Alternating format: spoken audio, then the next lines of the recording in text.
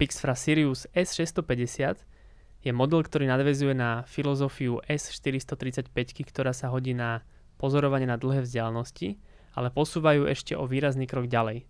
Vďaka kombinácii 640 pixelového senzoru a 50 mm šošovky prináša presne to, čo by ste čakali, výrazne viac detailov na veľké vzdialenosti. V praxi to znamená, že aj na stovky metrov neuvidíte iba siluetu, ale dokážete rozoznať veľa detailov, ako je postoj zvieraťa, v niektorých prípadoch dokonca aj parožie. Samozrejme vidíte počet kusov a mnohé ďalšie detaily.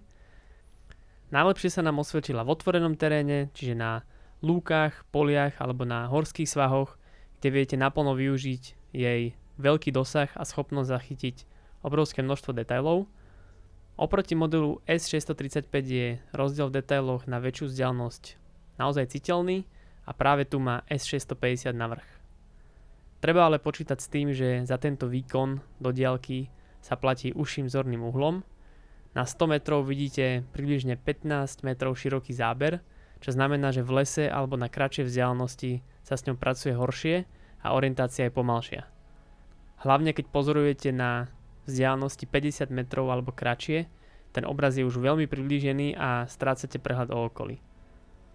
Oproti menším modelom začína byť cítiť zvýšenú hmotnosť, približne 537 gramov, ale ide stále o veľmi použiteľné zariadenie, aj pokiaľ ho potrebujete nosiť dlhší čas.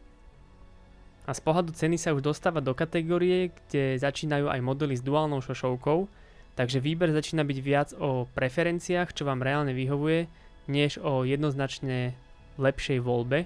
Náš celkový dojem je taký, že S650 nie je univerzálna termovízia, ale je to špecializovaný nástroj. Ak presne viete, že chcete vidieť ďaleko a zároveň čo najviac detailov, je to veľmi silná voľba.